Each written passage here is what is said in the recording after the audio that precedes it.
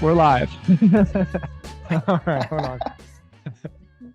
Sorry, Isaac. We were in the middle of a conversation. Pain Yeah, literally the last thing I said was, it is a pain in the ass though. And I'm in the not sure ass. yeah, I have no idea if any of that got caught up. So for anybody joining us, welcome to the conversation. What are we talking about today, Tim?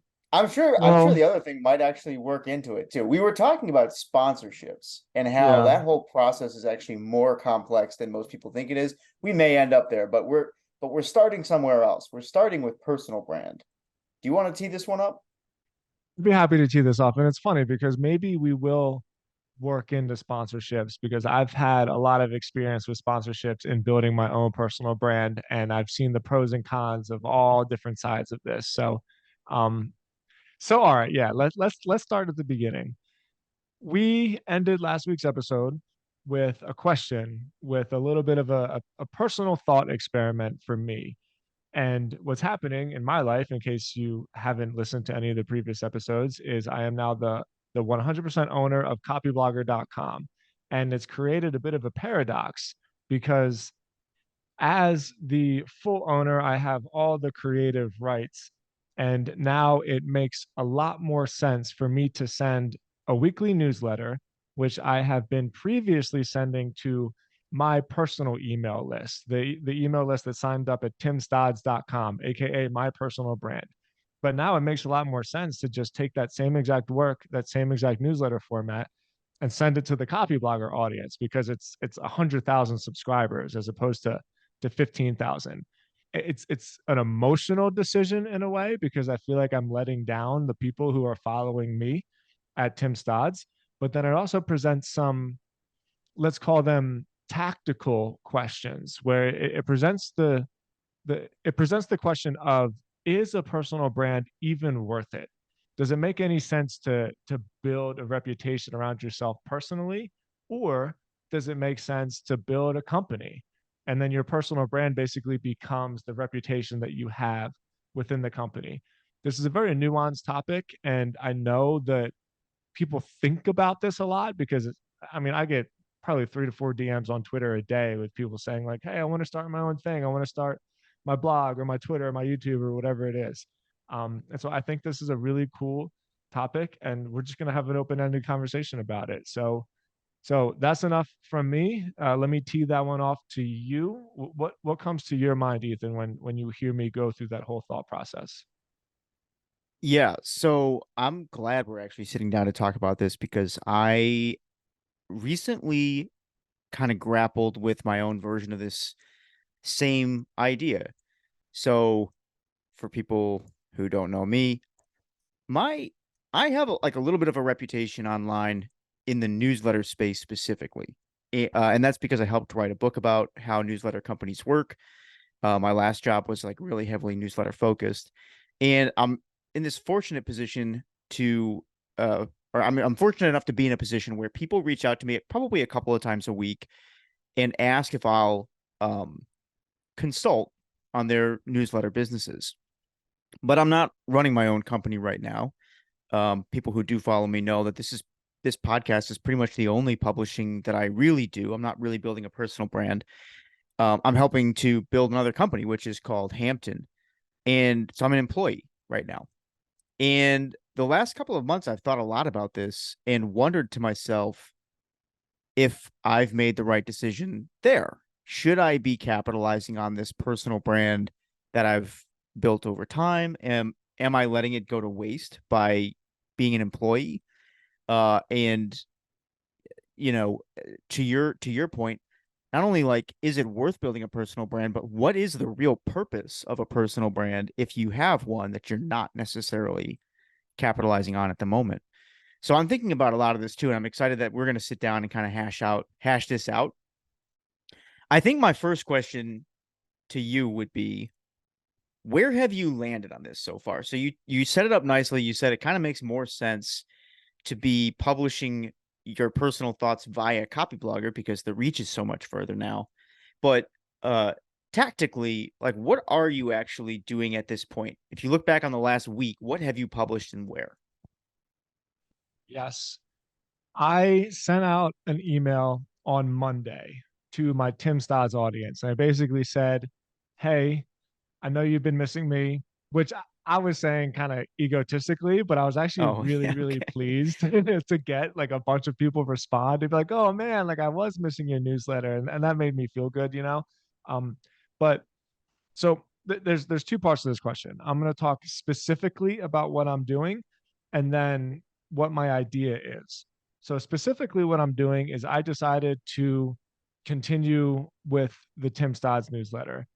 I told everybody in the email that I sent out on Monday that if they want that same format that I have been previously writing, they need to sign up for Copyblogger because I just don't have the time and the energy to do that twice. I mean, it's hard, you know what I mean? It's a lot of work. Um, so I basically gave everybody a warning. I shouldn't say a warning, an update.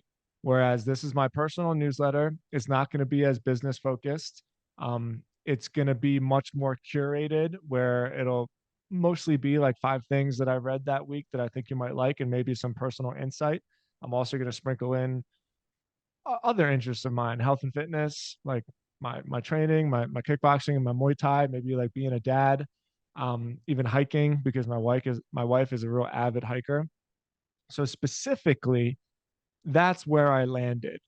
In terms of the business, I still created the automation for the Tim Stodds email list to sell Copyblogger Academy. However, I positioned it a bit differently because the tagline on timstodds.com is more about creating multiple streams of income. And so I created different sales pages for the people that come through the list on Tim Stodds that just position the product slightly different. It's not lying. I still talk about all the benefits and features. It's just the main positioning is a little bit different. Um, so it's quote monetizing that way. Although I think since I made the change, I only made one sale through Tim's.com. So I think there also is something to be said just about like the audience product match, you know? Hmm. And outside of that, I'm still collecting a ton of leads for my consulting that I do. It's feeling more and more like that may not be the best use of my time. I even experimented, or not experimented, I sent an application for some new company. What the hell is it called? Like Introduction, I think it's called. Yeah. Um, Yeah. Intro. where you can intro, that's what it is. Yeah, Yeah. where you Where can you people can can book like a book phone your call. time. Hmm. Totally. But even that, but so that because when I was doing that, that was reminding me of that episode that we did about coaching, where it's like, oh my God, you can charge $1,000 an hour. And like that's a ton of money. Don't get me wrong. But realistically, you can only do one or two of those a day if you somehow book that many phone calls. And even if you do that, the amount of money that you can make by growing an actual business is still so much. It exceeds that so much, and so to me, that doesn't necessarily feel worth it. Um, yeah, so I'll pause there. Specifically, I'm still sending out my newsletter. I'm still trying to sell Copyblogger Academy through it. It's not nearly as effective as Copyblogger selling Copyblogger Academy is, obviously. And after that, I have no idea. Okay. I'm glad you laid that out because the way that you said it helped confirm something that I've been thinking too. And I mentioned I've been thinking about this for a while. Here's where I've landed on it, and then I'll say where I've landed, but then I'm gonna go up one level and talk about this from more of like a theoretical standpoint. So I'm very happy where I am as an employee. I've got no plans to leave this company and start my own thing. Um, Ultimately, the reason for that is like I really like who I'm working with right now. I like how I spend my days, and I know that I'm probably leaving money on the table at this point by not building my own company because, as you've said, just the potential upside from building something that you own is many, many, many times what you could hope to earn as an employee, even potentially as a freelancer. Like I see kind of a difference between freelancing and owning a company, and the difference is really scale. What a company can scale quite a bit further beyond what you can do as a freelancer. I'm happy with that for now because I really enjoy how I'm spending my time. But this is where I've landed on the purpose of a personal brand. I think that a the purpose of a personal brand is to open doors when you want them opened. But I think in an ideal world, you would not earn money on your personal brand. You would earn money on products or brands, branded products that can scale beyond you, that can be sold, acquired by other people. So, and I'm not just saying like a product that you sell. I'm saying a product business that you sell to somebody else to run. That I think is sort of I hadn't thought about this until we sat down and had this conversation, but the way it's sitting in my mind is the push and pull of personal brand. And I'll dig deeper into this because I actually think that the way it really works is almost like waves, where at some points in your career, you're more in a personal brand building mode. You're publishing more, you're learning more, and specifically, you're working to establish recognition as an expert in a certain area. And the reason you're doing that is so that that brand can unlock the next opportunity. But once that opportunity is available, I think really what you want to do, and this is at least this is what I've decided to do, is put the personal brand almost into a holding pattern and focus more of your creative time and energy on whatever the project is at hand. Either because it's a company that you own and the value of that is many times what your personal brand could bring in, or because it's just it's something that you want to be a part of. In my case, it's because I really enjoy the company that we're building now, and I just don't want to start my own thing outside of kind of the stuff that we do here or the like whatever fun publishing I do. I don't really want to earn money on my own stuff right now. And so I have some ideas about like what that holding pattern looks like, but that's the high level concept that this conversation helped me unlock, or the preparation for this conversation helped me unlock, which is that I think personal brand is designed to open doors, but not earn you money. You should earn money off of other things, which is like the doors that your brand opens, not necessarily your name and your face itself. And then I think that under the ideal circumstances, there is an ebb and flow to personal brand building where sometimes you're much more in building mode and you're growing your audience, you're building connections with the audience, you're building connections with other people in your field.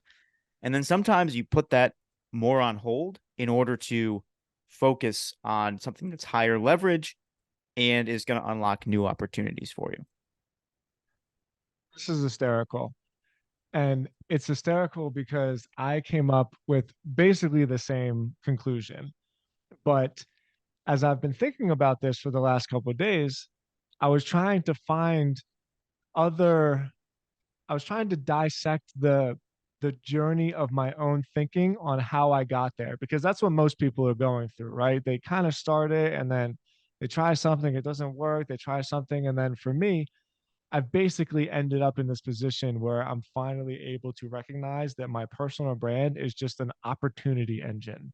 It's not a business, it's just an opportunity machine. And so, Oh man, I like that. even before we started recording, I was writing down in my notebook, like I always do, just so that I can keep notes on the podcast so that I don't veer off and ramble like I have a terrible habit of doing.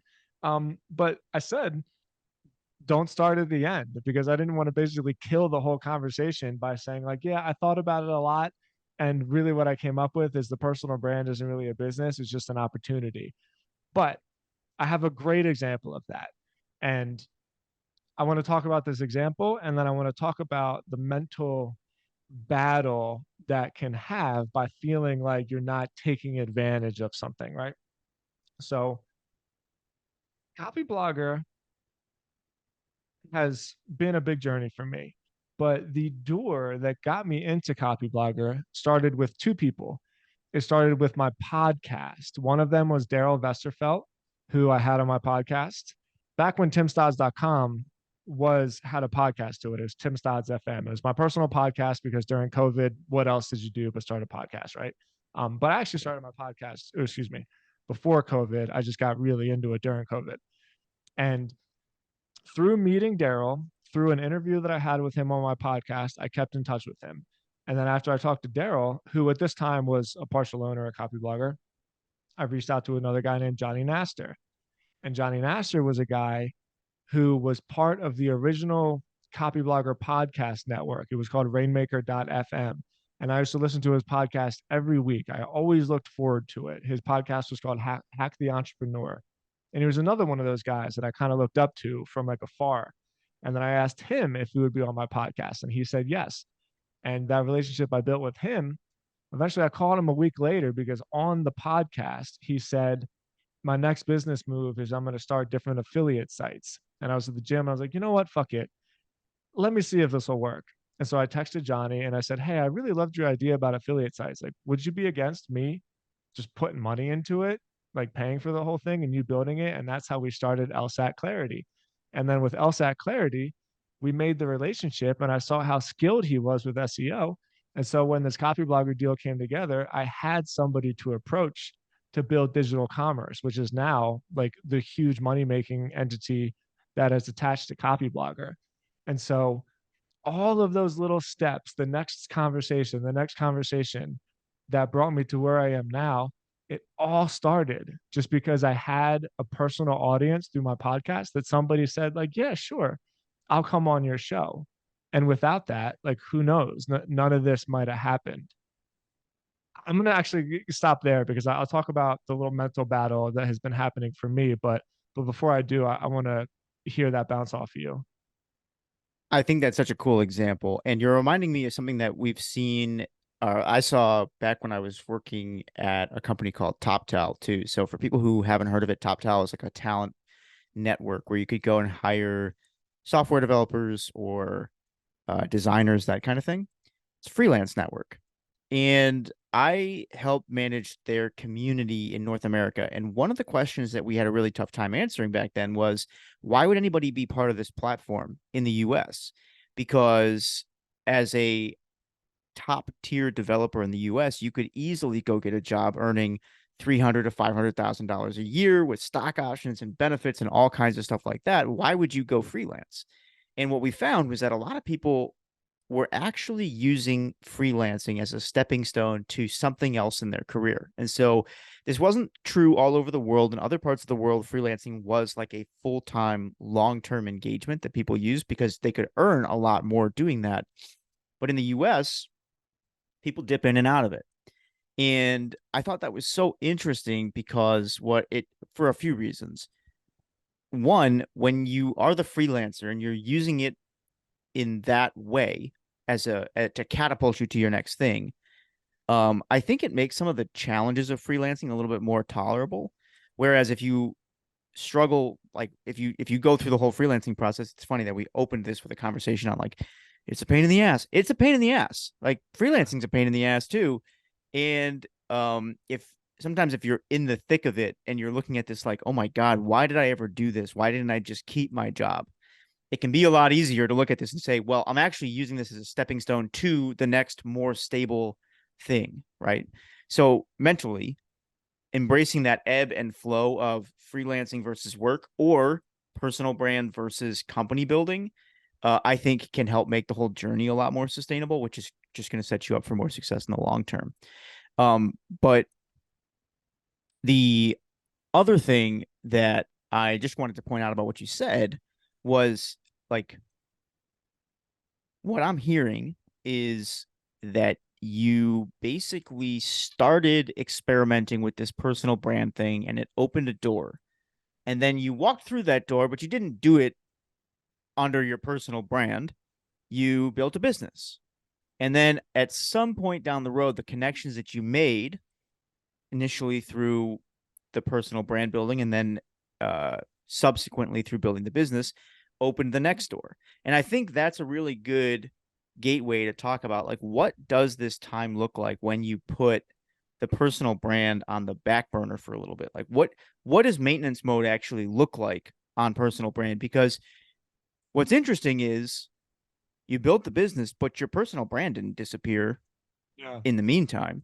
So what do you think it looks like to effectively maintain a personal brand when it's not actually the business? It's just an opportunity. How do you feed and care for an opportunity engine?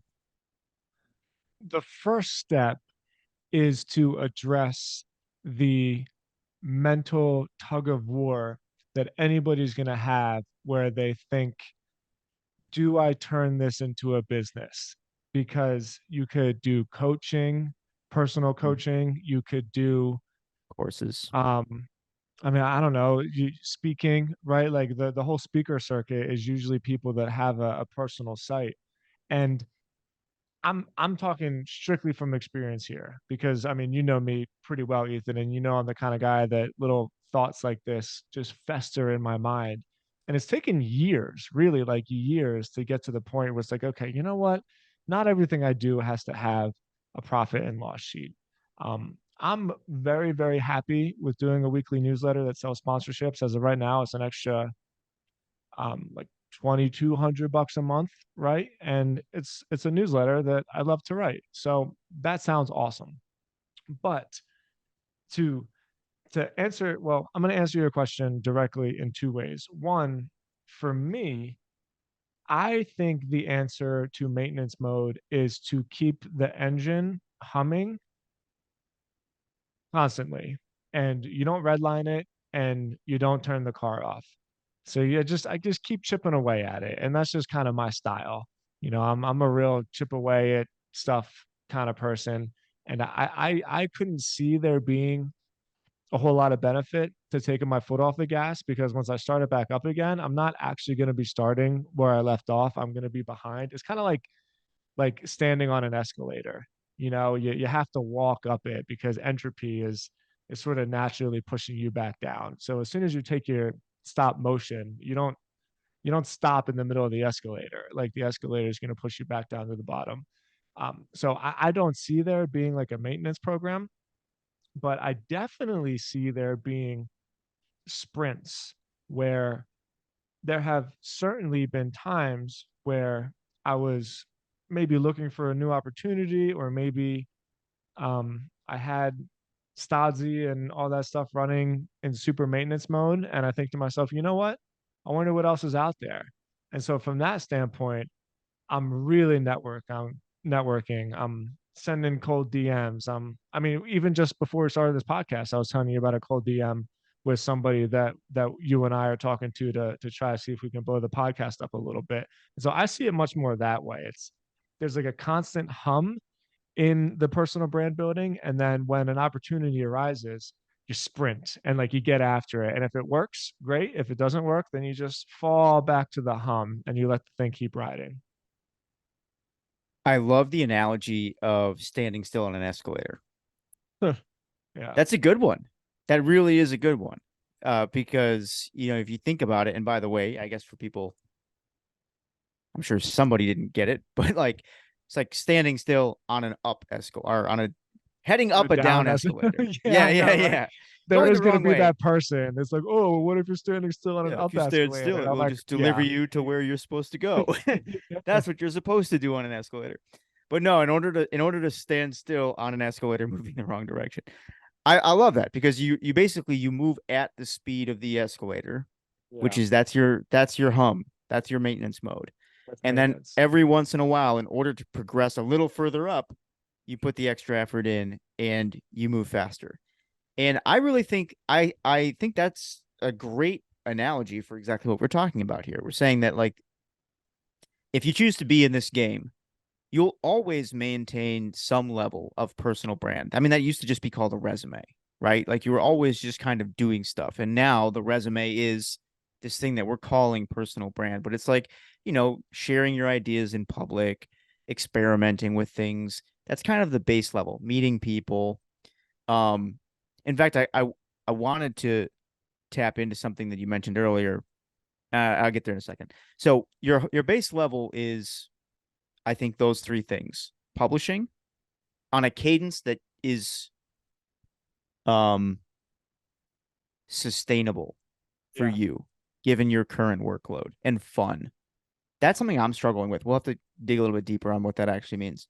But it's like publishing, it's learning, You got to be learning new things, and then you got to be meeting new people in the arena and just kind of like always talking to new people. But all that has to happen at a cadence that's sustainable because, like you said, if you take your foot off the gas completely, uh, either because you're bored or you're overwhelmed or something like that, you end up further back than you would have been otherwise.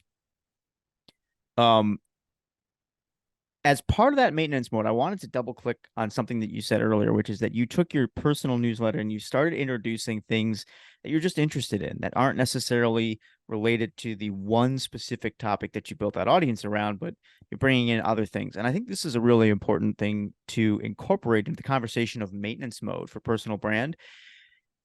If your personal brand is designed to open doors, I think a lot of those doors are not going to be doors that you knew you wanted opened when you set out to build it. Like for me, I've said my career has kind of been built around newsletters, but the funny part is when I was first assigned the project of writing this guide to newsletters, I thought it was a dumb idea. I didn't even think we should do it. We were debating between two different products, and I was like, we have way more data to suggest the second product.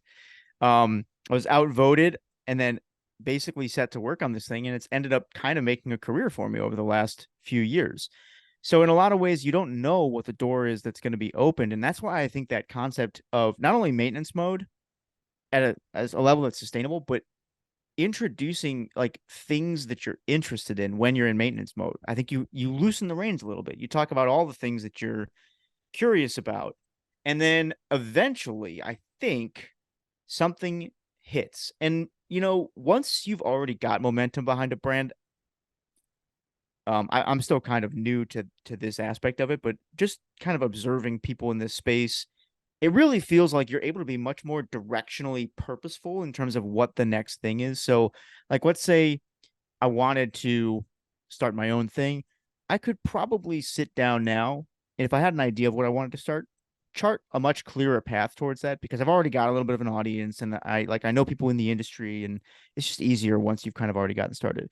But there is a part of me that still thinks that what would you call it? It's like that surprise element is still there where if you're just sharing kind of what you're curious about and what you're interested in, there's the possibility that it opens a door and 3 years from now you're doing something completely different that you couldn't have planned, but you got the opportunity because you were willing to share it. So I really like that. That was, I guess, a long way of saying I like those two things that you said. I really like the concept of the escalator, and I think people would do good to sear that image into their mind.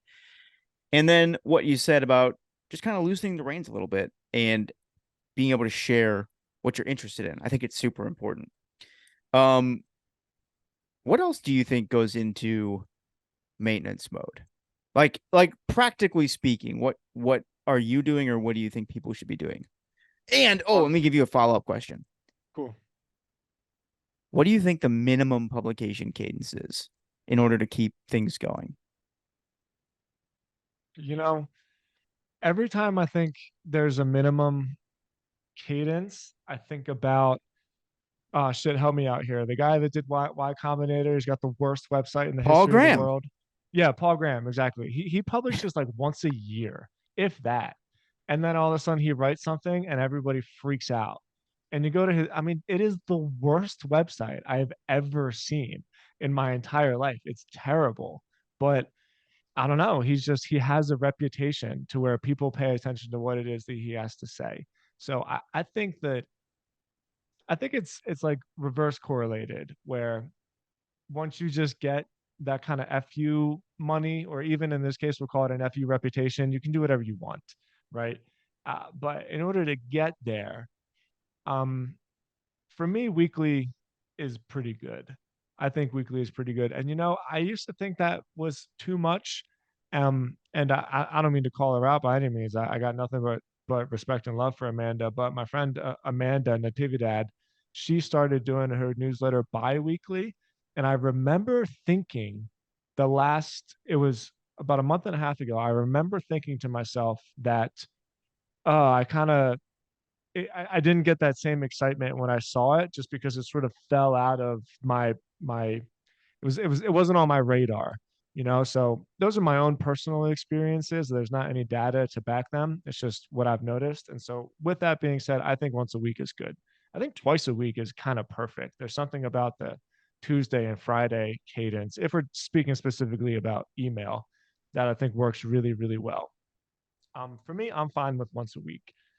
And so okay, so I answered that, but then let's also talk about the idea of variety and about keeping it a little bit random and writing whatever you're interested in because you never know what the world is going to bring to you, right? And that I have found truly has been one of the hardest things because you feel like you are this person that has this particular knowledge and like you are serving your audience with this particular thing and I want to pretend like I'm not emotional to it, but I really really noticed where when I was writing just random essays, and this is actually why I put my random personal writing on my Substack, because I was seeing the unsubscribes that I would get when I would write about my hikes and about Muay Thai, where people feel comfortable knowing exactly what the expectations are.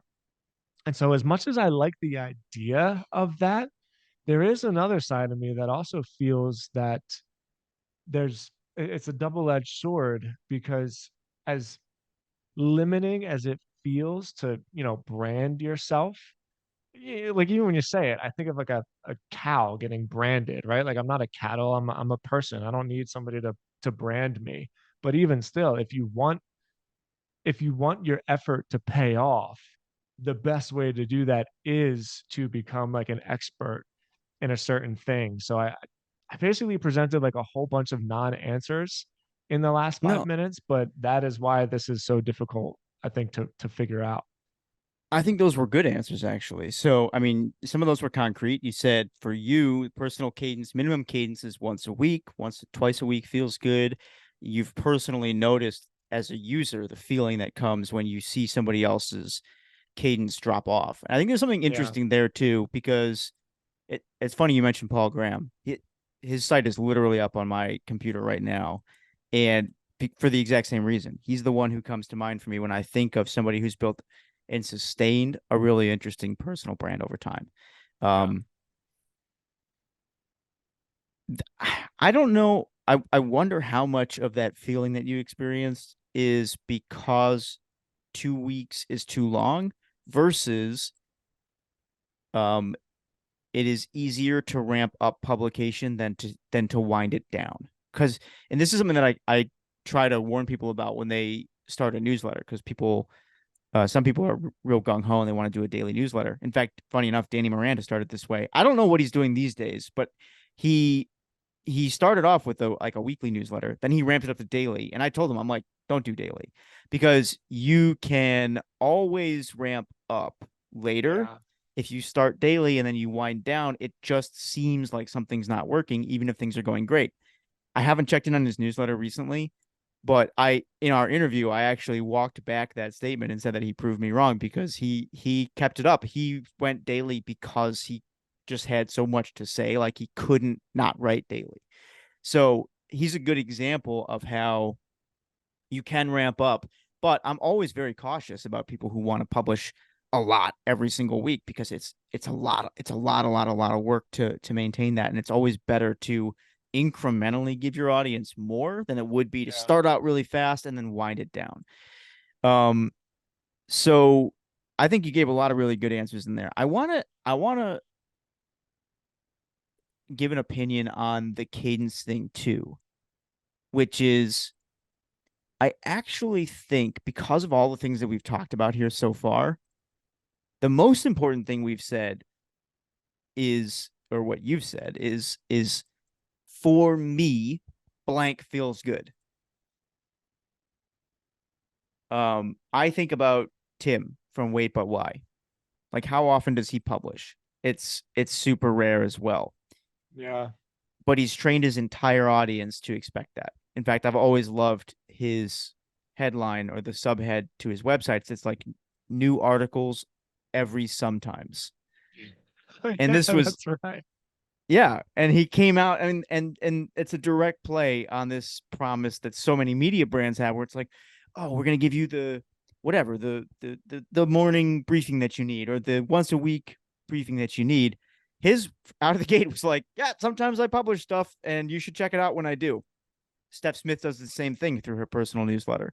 These are all very successful people, and so I think for me, they're great examples or great reminders of the fact that pretty much any cadence is fine as long as it's sustainable and you're setting the right expectations with your audience. Because if you miss the cadence or you slow it down, that's when it starts to feel like there's a disconnect between what they signed up for and what you're getting or what you're offering. Sahil Bloom was also another early example of that for me because he grew this massive Twitter following, and in the early days, he posted twice a week on Twitter, and that's a platform where everybody tells you you have to be posting every single day. You should post 2 to 3 times a day, and you should comment for 15 minutes. Everybody has all these rules, but the only real rule is you need to teach your audience when I say something, it's valuable, and then like give them an expectation that they can count on. I think everything else is pretty much just bullshit. I want to touch on one other thing related to the escalator thing too. This is something that I've grappled with, and I think I've just come to peace with.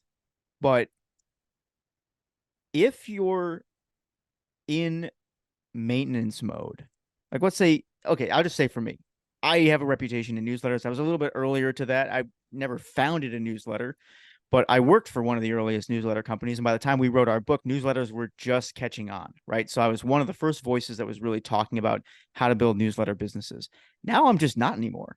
There are other people in this space, and they're doing an incredible job reporting on newsletters. Some people aren't, but there are definitely multiple people who are. I mean, I'm thinking of Chanel, I'm thinking of Matt McGeary, to just name two. Who else? Chris Orzakowski, who's been on the show. Yeah. They do an incredible job talking about it. And I grappled with that for a little while of like this feeling that like, oh no, I'm getting replaced. And maybe I should start something now because I'm worried that other people are going to like unseat me in the industry or they're going to go past me. That was kind of the word that like kept ringing in my ears. And where I've ultimately landed on it is I think that's kind of a loser mentality, to be honest. I think if you're doing what you should be doing, which is continuing to learn and continuing to experiment in your field, and keeping the maintenance mode going on your own publishing and sharing what you've learned, other people will come up to join you in your space by like doing exactly the same thing, sharing their own insights. But you're never going to like become irrelevant, right? The only way you become irrelevant is by stopping sharing or by having like getting jealous or something like that, right?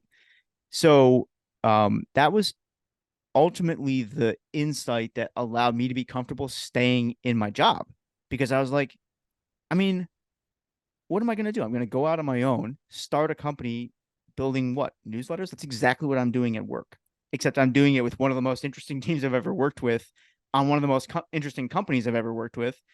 Why would you leave that? Right. So I had to get comfortable with this idea that like you share the space with other people. And the way to stay relevant is not to like create some moat or try to hold other people out. It's to continue learning and keep building those bridges to other people. And actually, I'm really proud of the way that we've done this. Like we've helped um, shine a spotlight on a lot of creators on this show who do an incredible job at what they do.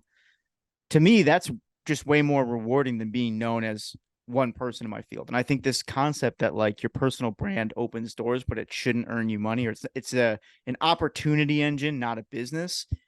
Such a helpful framework for continuing to like solidify that mindset. So all that to say, um, people will rise up to join you in whatever field you're known in, and it's important that you realize that because it's one of the things nobody ever talks about when they talk about building a brand. But know that if it's happening, it's like a natural thing, and what you're it should I think it should be seen as a good thing because it shows that your field is in demand. There's other people that you can like network with and learn from and build cool shit with. Um, but nobody ever talks about that. Totally agree. It's making me want to know something about your decisions. And I'm a little nervous because I'm not by any means trying to call you out here.